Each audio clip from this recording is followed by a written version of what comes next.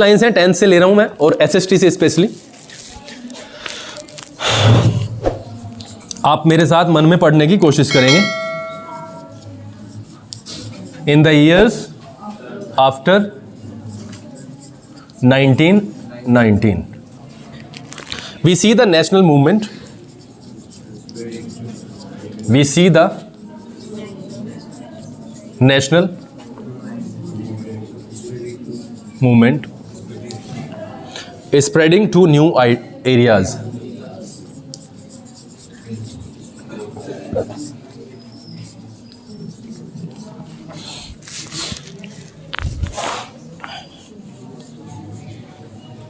Incorporating new social groups,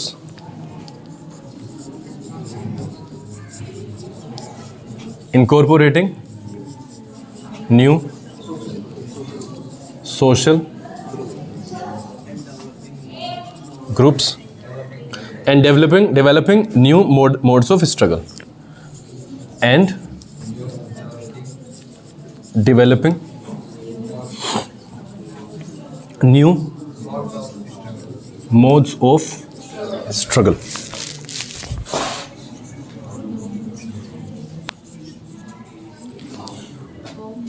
How do we understand these developments? How do we understand these developments?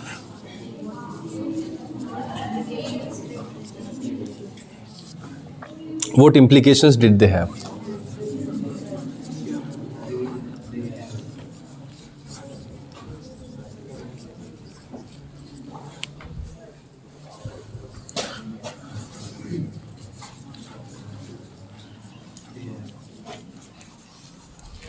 What implications did they have?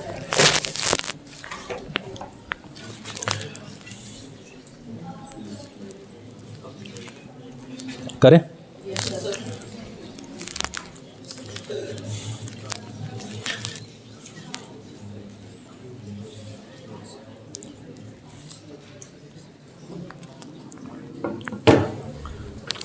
एक एक word को हम cover up करने की कोशिश करेंगे और चीज़ें कई हैं जो सीखने वाली हैं, और उन वाली चीज़ों को जब आप एक चीज़ सीख जाते हो तो फिर उस जैसी आप लाखों करोड़ों अनगिनत चीज़ें कर सकते हो। देखो, इन द ईयर्स आफ्टर 1919, ये जो चीज़ है ना आपको, ये क्या है? Comma, right? हम इसमें देखते हैं ना तो कोई सब्जेक्ट है, ये सिर्फ एक जनरल वे में एक बात हुई है। इन द ईयर्स, वर्षों में, आफ्टर बाद में 1919। अब हमारे पास में वर्ड आ गए, उनको कहने का अपनी भाषा में एक हमारा तरीका होता है। 1919 के वर्षों के बाद, यानी 1919 जो सन है उसके बाद जो वर्ष आए, उन वर्षों में आप जब कई बार गलत करोगे तो एक पॉइंट आ जाएगा, एक लाइन आ जाएगी जो बिल्कुल एक्यूरेट बैठ जाएगी। आफ्टर 1919 यानी 1919 के बाद के जो वर्ष आए उनमें वी सी, देखो यहां तक, अब यहां पे जो भी कह रहा है हमने देखा, उन बच्चों को सारों को समझने की जरूरत है कि हमने देखा कहां पे आता है। हमारी जो चीज है, अगर मैं ग्रामर में आपको कनेक्ट करूं तो हम क्या देखते हैं? Subject, helping verb, main verb और ऑब्जेक्ट, ये वाली चीजें होती हैं। अगर मैं पहले दो वर्ड में देखूं, दो वर्ड को ही मैंने क्यों उसे ब्रैकेट में बंद कर दिया, उसका कारण यह है कि सब्जेक्ट के बाद में मेन वर्ब आ गई है। हमारा ज्यादातर जो फोकस है वो कहां पे रहता है? मेन वर्ब तक, उसके बाद में क्या आता है? ऑब्जेक्ट। अगर हम यहां पे देखें, सब्जेक्ट अपनी राइट जगह पे है और फिर सीधा आया है मेन वर्ब का फर्स्ट फॉर्म। अगर आप जाएं उन चीजों में तो सीधा बनता है ता है। ये प्रेजेंट इंडेफिनिट के केस में होता है कि सीधा मेन वर्ब की फर्स्ट फॉर्म लगता है, और क्योंकि SAES नहीं लगा, ये प्लूरल है, एंड दैट्स व्हाई हमने SAES यूज नहीं किया। वी सी, हम देखते हैं। द नेशनल मूवमेंट, देखो यहां तक अगर मैं आपको थोड़ा सा समर वो करने की कोशिश करूं, आप ये वाली चीज देखें, एक वर्ड होता है स्प्रेड। स्प्रेड एक मेन वर्ब है। आप अब सोचेंगे सर स्प्रेड तो ING के साथ है, तो इज एम आर के साथ आना चाहिए था, या हैज बीन हैव बीन के साथ लगता। यही चीज हम कॉम्प्लेक्स में करते हैं, कंपाउंड में करते हैं, और सिंपल जब हम सिंथेसिस करते हैं। वही चीज जो हम सिखाने की कोशिश तुम्हें हर साल करते हैं, और कोविड के कारण ये चीजें ठंडे बस्ते में पड़ी हैं अब तक, और चीजें अभी भी ऐसी की ऐसी रूप ले रही हैं। ये वाली ही चीज हम तुम्हें सिखाने की कोशिश करते हैं ताकि आप ट्रांसलेशन में उस लेवल पर डिफिकल्टी फेस ना करो जो आप करते हो। देखो हम कहां तक देखेंगे, सब्जेक्ट, मेन वर्ब, और ये है हमने क्या देखा या क्या देखते हैं, ऑब्जेक्ट। ऑब्जेक्ट है द नेशनल मूवमेंट। हम देखते हैं एक नेशनल मूवमेंट। कब देखते हैं, उन सालों में जो आफ्टर 1919 आए, 19 से 19 के बाद के जो साल आए, हम एक ऐसा मूवमेंट देखते हैं जो क्या था, नेशनल था। अब देखो वो क्या वहां पे क्या इसे देगा पूरे सेंटेंस को, स्प्रेडिंग। स्प्रेड का मतलब है फैलना, और यहां पे इसका मतलब होता है फैलता हुआ।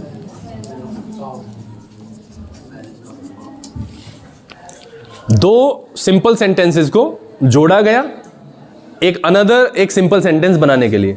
अगर मैं इनको तोड़ने की कोशिश करूं हिंदी में, तो देखो ऐसे बनाए जा सकते हैं।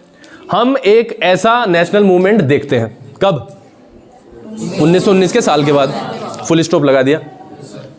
स्प्रेड को यूज करा दूसरे सेंटेंस में, क्या स्प्रेड हो रहा है, नेशनल मूवमेंट। तो सब्जेक्ट क्या होगा, नेशनल मूवमेंट, उसके बाद में क्या होगा, मेन वर्ब, स्प्रेड। लेकिन उन्होंने उस स्प्रेड को इसी का पार्ट बना दिया, और इसको हम बोलते हैं पार्टिसिपल के यूज में हम करते हैं वाली चीजें। आप समझ रहे हो, we see the national movement spreading to new areas. एक ऐसे नेशनल मूवमेंट को हम देखते हैं जो फैल रहा था। अगर मैं इसको दूसरी लैंग्वेज, दूसरे तरीके से कहने का प्रयास करूं, जो फैल रहा था टू न्यू एरियाज, किसमें, नए एरियाज में। अब इसको आप अगर आप पे रेंज है तो आपको ये भी बनाना बिल्कुल ठीक रहेगा, जो पूरे एरियाज में, नए नए एरियाज में फैल रहा था। अब ये पहला सेंटेंस क्या हो गया, प्रेजेंट इंडेफिनिट। अगर मैं इसको फुल स्टॉप कर दूं, we see the national movement full stop and it was spreading to new areas. ये बिल्कुल सिंपल है, लेकिन उन दो सिंपल सेंटेंसेस को क्या कर दिया, एक कर दिया। We see the national movement spreading to new areas incorporating new social groups. देखो यहां तक एक और वर्ड आया हमारे पास में, इनकॉर्पोरेट। इनकॉर्पोरेट का मतलब शामिल करना। क्या करना, अभी भी हम देखते हैं कि इनकॉर्पोरेट में आईएनजी का यूज हुआ है, यहां पे भी वही बात आएगी, शामिल करते हुए। क्या शामिल करते हुए, new social groups.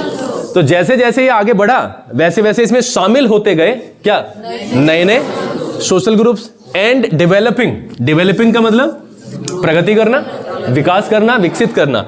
And developing new modes. Modes का मतलब होता है तरीका, नए नए तरीकों को डेवलप करता हुआ ऑफ स्ट्रगल, किसके, स्ट्रगल के। अब हमारे पास में तीन चीजें आई। पहला तो हम एक नेशनल मूवमेंट देखते हैं, फुल स्टॉप लगा दिया आपने अपने माइंड में।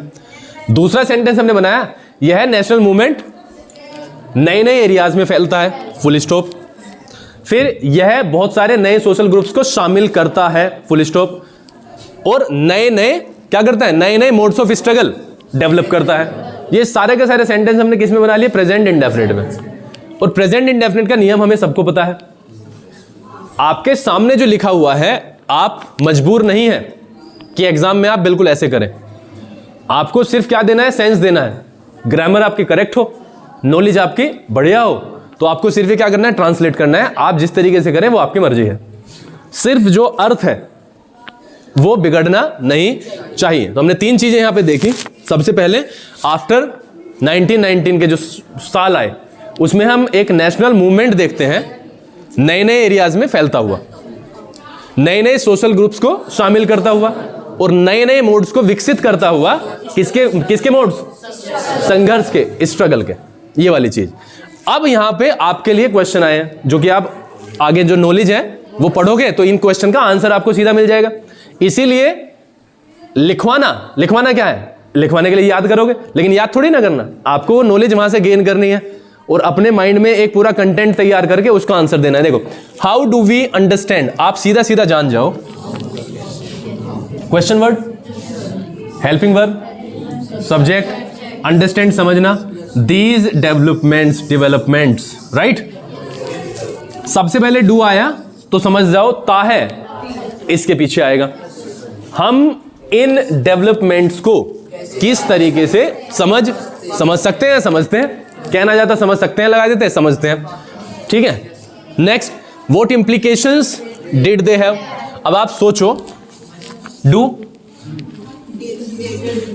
ठीक है, तो हमें उसके अकॉर्डिंग ही रिएक्ट करना है। इंप्लीकेशंस का मतलब अर्थ, अभिप्राय, और इनका, या हम प्रभाव कह सकते हैं, और इनका व्हाट इंप्लीकेशंस, कौन कौन से वो प्रभाव हैं या कौन कौन सा वो अर्थ है, डिड दे हैव, जो उनके कारण बना, उनके कारण पड़ा, उन डेवलपमेंट्स के कारण। बात समझ में आई है? yes, अगर मैं ज्यादा भी इसमें से ज्यादा कोशिश ना करूं निकालने की, तो 3 4 5 वर्ड हम आराम से निकाल सकते हैं। पहला स्प्रेडिंग, दूसरा इनकॉर्पोरेटिंग, तीसरा डेवलपिंग, चौथा मोड्स, स्ट्रगल आप पढ़ते रहते हो, इम्प्लीकेशंस। तो 5-6 शब्द हमारे यहां से तैयार हो जाते हैं। शब्द रटने से तैयार नहीं होंगे, शब्द होंगे प्रैक्टिस से तैयार, जब आप इस तरीके से प्रैक्टिस करोगे घर पे बैठ के। मैं यहां पे आपको इसी तरीके के कुछ एग्जांपल्स देता हूं जो आपकी रियल लाइफ से कनेक्ट करते हैं। देखो, आप समझने की कोशिश करोगे? चलो जी,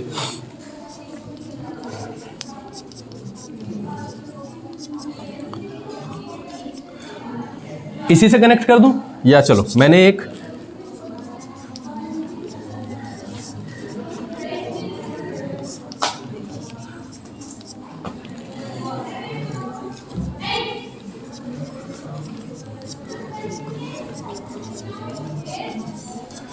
ये 2 सेंटेंस है हमारे।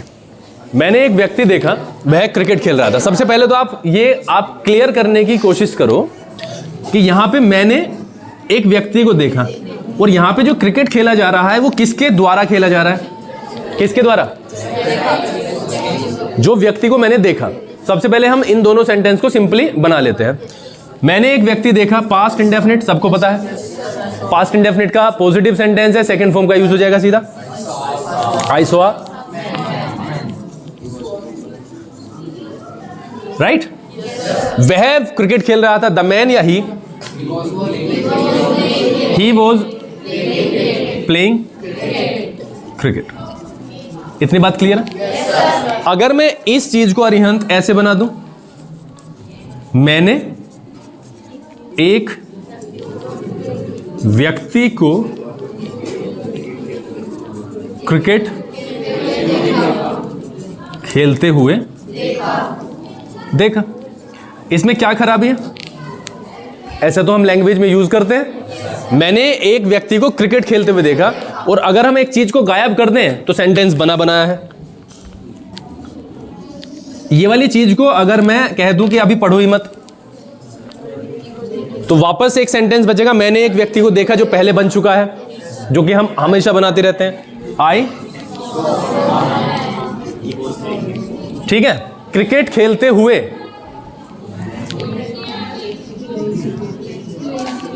प्लेइंग क्रिकेट, बिल्कुल सिंपल। जो व्यक्ति काम कर रहा है उसी के पास हमने क्या लगा दिया? उसका एक्शन, आईएनजी के साथ। जो व्यक्ति काम कर रहा है उसी के पास। यहां पे we see the national movement. बढ़ कौन रहा था? हम बढ़ रहे थे, नेशनल मूवमेंट। तो स्प्रेड कहां पे लगा हुआ है? मूवमेंट के पास। बढ़ कौन रहा था? शामिल किसने किया? नेशनल मूवमेंट ने। तो इनकॉर्पोरेट भी किसके पास लगा है? नेशनल मूवमेंट के पास। और डेवलप किसने किया? नेशनल मूवमेंट ने। अगर हम करते तो वो हमारे पास लगता, और अगर किसी दूसरे ने व्यक्ति ने काम किया है तो वहां पे लगा हुआ है। ये देसी भाषा में आपको समझाने का तरीका है। बात समझ में आ गई है? इसी के पैरेलल हम एक चीज समझते हैं।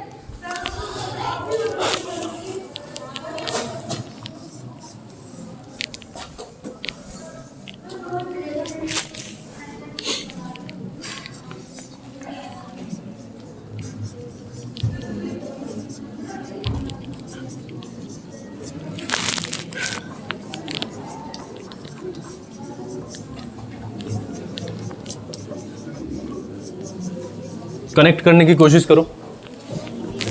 I heard a boy abusing my brother. बात समझ में आई है? मैंने एक लड़के को देखा, और क्या कर रहा था? क्या करते हुए देखा? सुनते हुए।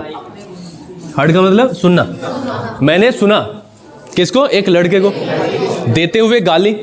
किसको दे रहा था? My brother. भार्गव ऐसे बाहर देखने से, बात करने से तो काम चलने वाला नहीं है, मेरा गला सूखने वाला है। और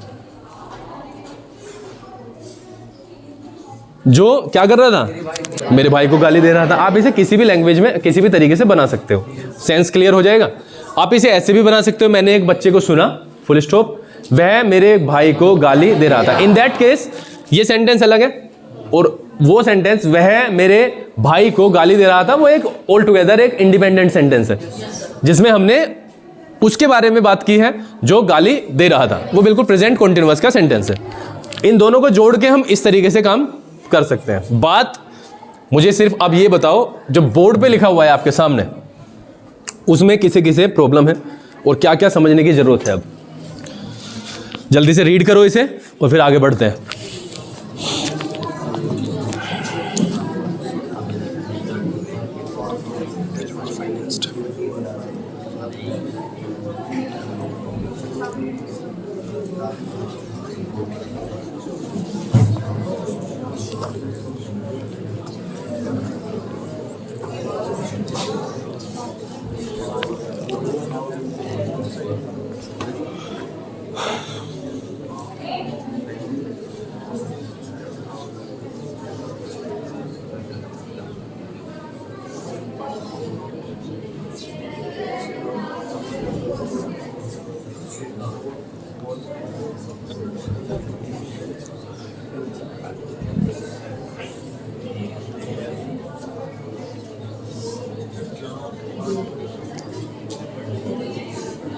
क्लियर है?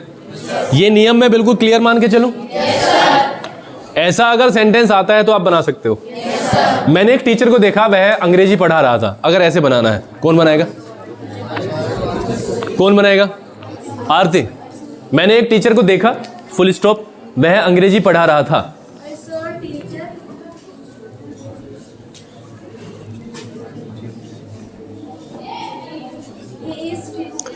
सबसे पहले तो मैंने कहा है कि एक ही बना दो इसका direct. I saw teacher teaching English. I saw teacher teaching English. कोई भी यहां पे ही लगाने की हिमाकत ना करे। आप इस बात को तय कर लें कि अगर यहां पे ही लगेगा तो वो सब्जेक्ट का काम करेगा, और फिर उसके पास में फिर आईएनजी लगाने के लिए हमें वॉज या वर की जरूरत पड़ेगी, इज एम आर की जरूरत पड़ेगी, और उसके लिए फिर ये नया इंडिपेंडेंट सेंटेंस बनेगा। इसका कोई औचित्य नहीं रहेगा। ये एक सेंटेंस बनाया गया है दो सेंटेंसेस को जोड़ के, ठीक है? सब्जेक्ट ये ऑब्जेक्ट है, और यहां पे यही सब्जेक्ट का काम कर रहा है ऑटोमेटिक, ठीक है? बात समझ में आ गई है? चलो जी, नेक्स्ट है सगुन।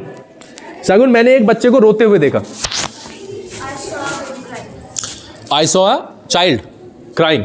बिल्कुल simple. I saw a child crying. मैंने एक लड़के को हंसते हुए देखा। तनु, मैंने एक लड़के को हंसते हुए देखा।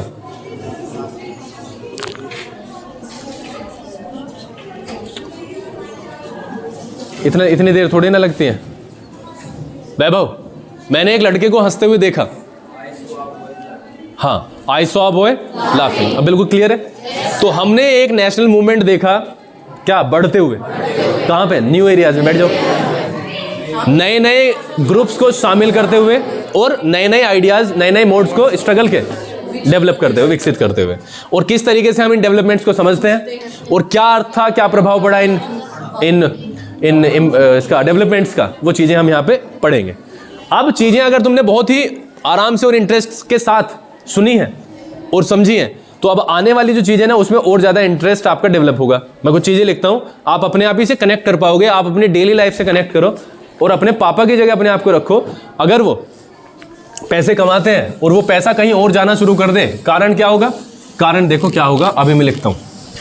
3 शब्द आए हैं, 3-4 इंप्लीकेशंस का मतलब प्रभाव, अर्थ, अनुमान, right?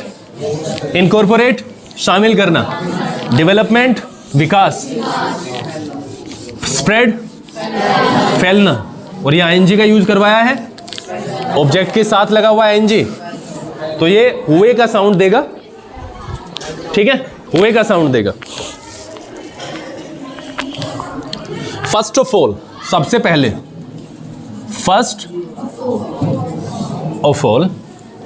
The war created a new economic. The war created a new economic and political situation.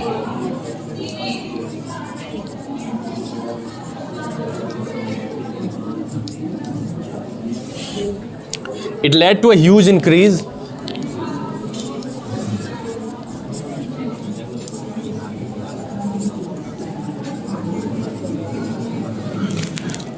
in defense expenditure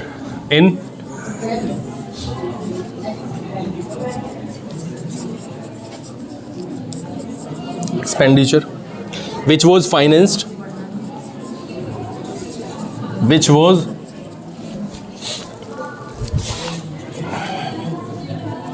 financed by war loans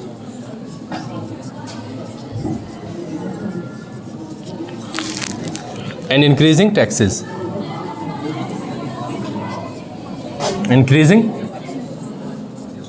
बात नहीं भाई, taxes. Custom duties were raised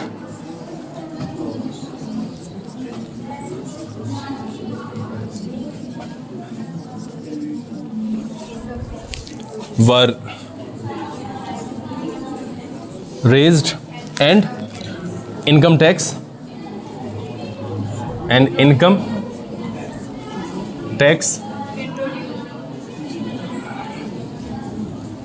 introduced.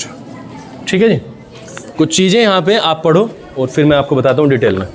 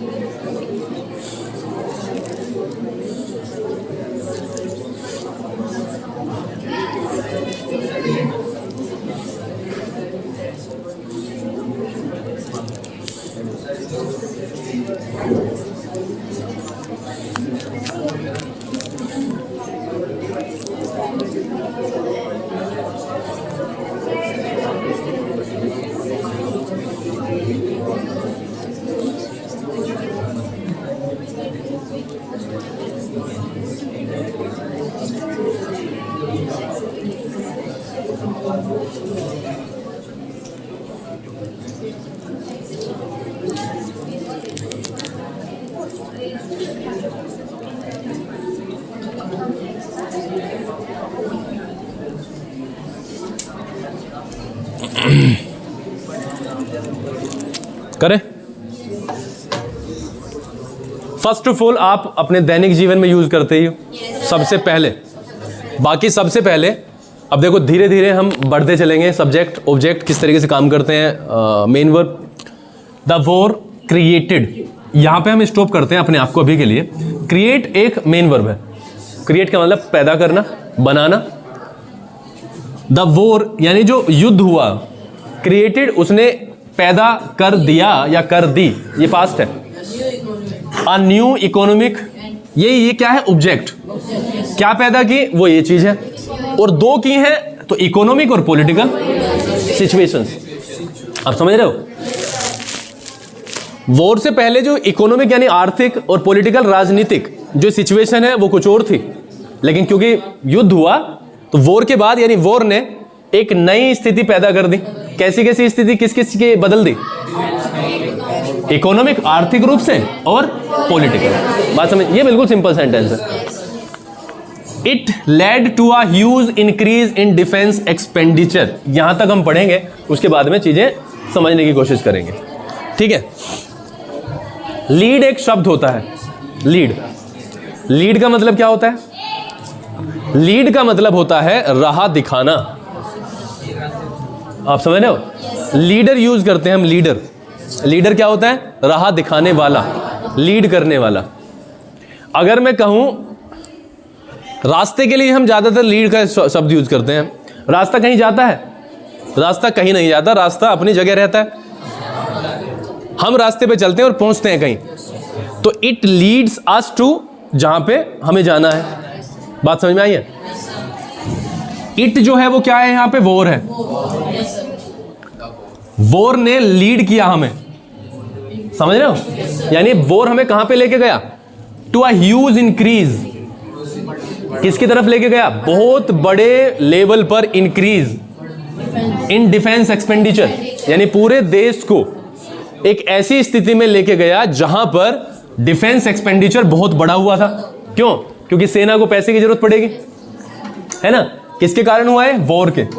It led to a huge increase in, इसका दूसरा हम अर्थ ये निकाल सकते हैं कि इस वॉर के कारण डिफेंस एक्सपेंडिचर में बहुत बड़े लेवल पर बढ़ोतरी हुई। और ये जो डिफेंस एक्सपेंडिचर था, इसको यहीं पे जोड़ा गया। कैसे ये फाइनेंस किया गया? Which was financed. आप दो चीजें समझे यहां पे। पहला, अगर मैं यहां पे फुल स्टॉप लगा दूं तो ये बन सकता है the expenditure was financed by war loans. ये बिल्कुल नया सेंटेंस हो जाएगा। यहां तक फुल स्टॉप, नया सेंटेंस, इस एक्सपेंडिचर को उसके द्वारा पूरा किया गया।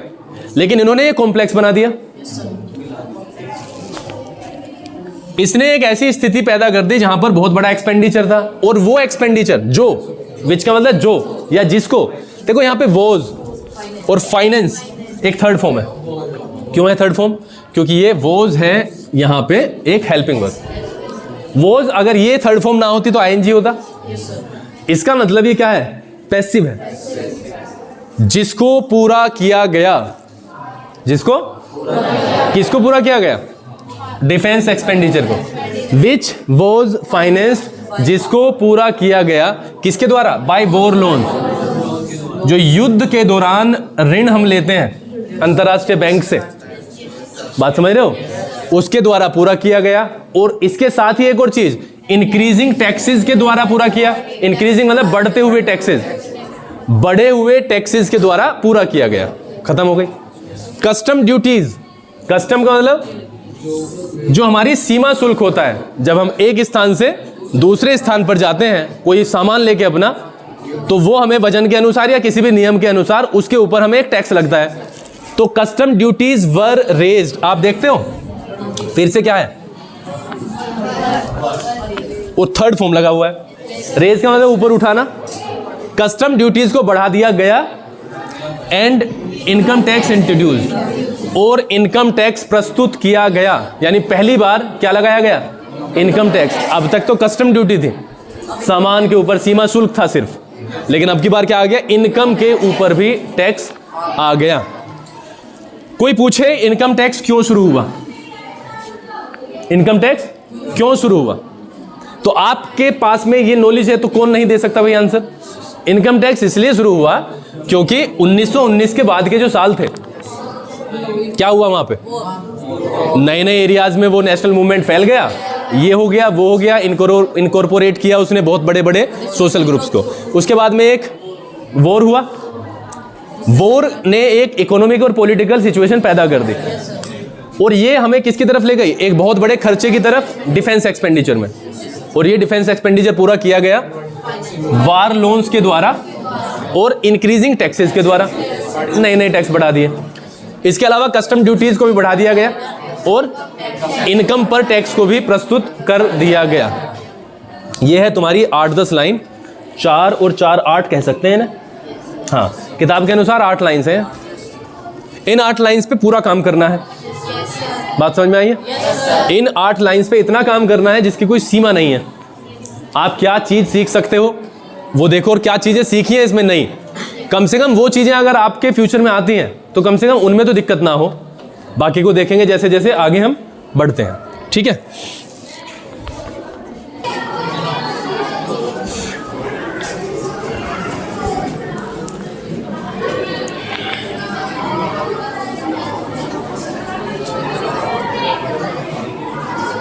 इतना ही रहने दो आज, है ना?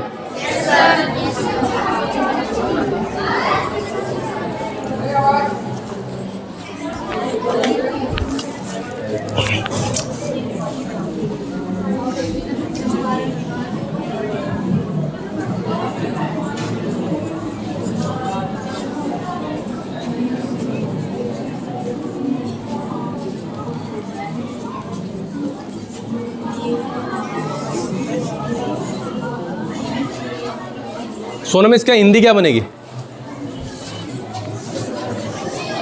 He sees A women singing a song.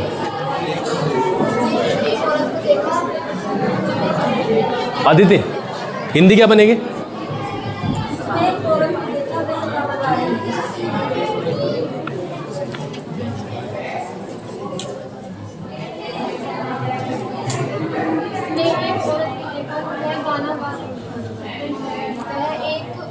देखता है और वह गाना गा रही है।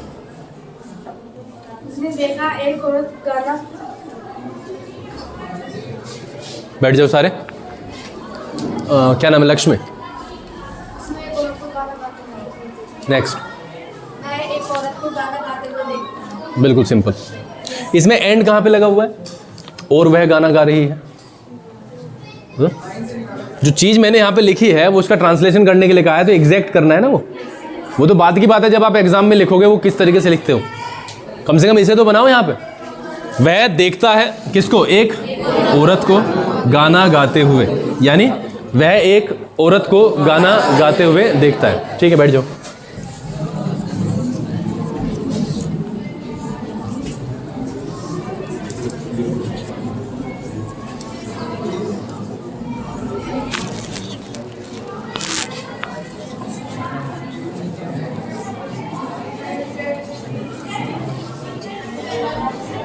चलो जी, आयुषी बनाओ।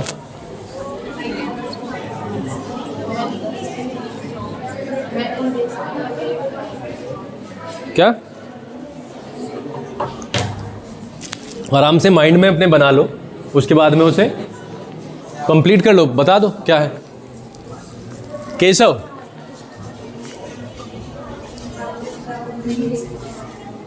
नहीं, मैं अपने पिता को नहीं देख सकता वो करते हुए, तो वो तो बीच में भी आ सकता है। व्याकरण के साथ वो लहजे में बनाया जा सकता है। हाँ, मैं अपने पिता को सॉरी कहते हुए नहीं देख सकता। बिल्कुल सिंपल। अगर आपको यही बनाना है, मैं अपने पिता को नहीं देख सकता है, वो तो मन में बनाना है। उसके बाद में जो फाइनल प्रोडक्ट देना है वो तो ठीक देना है। बैठ जाओ। क्या हुआ आयुष से? इसमें तो मुझे लगता नहीं है कि इसमें कोई प्रॉब्लम है? बैठ जाओ।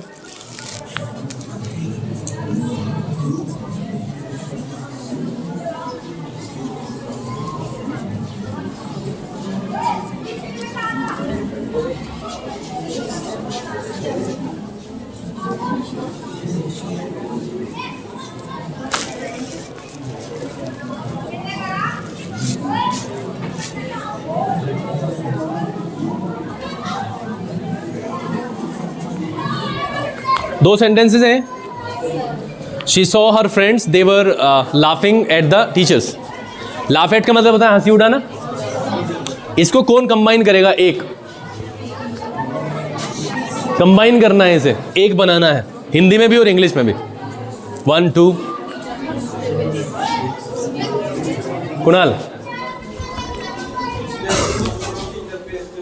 हाँ, देखा यहां से तो क्लियर हो गया। उसने देखा अपने उसको फ्रेंड्स को, वो अपने टीचर्स की मजाक बना रहे थे, तो उसका मतलब उसने अपने फ्रेंड्स को देखा मजाक बनाते हुए। इसको ऐड कर दो, उसने अपने फ्रेंड्स को अपने टीचर्स का मजाक बनाते हुए देखा। इतनी बात क्लियर है? किसी को कोई समस्या? बैठ जाओ कुणाल। किसी को किसी प्रकार का कोई समस्या हो तो बताओ। कम से कम ये 8 लाइन अब मैं आपको हर बच्चे को ये देख लेना इनकी किताब में से, ठीक है? और किताब में से देख लेना, लिख लेना इन्हें। कम से कम इनका तो ट्रांसलेशन कल होगा ही होगा, ठीक है? किसी की कोई समस्या है? जो वर्ड्स आए हैं उनका मीनिंग भी सुना जाएगा, ठीक है?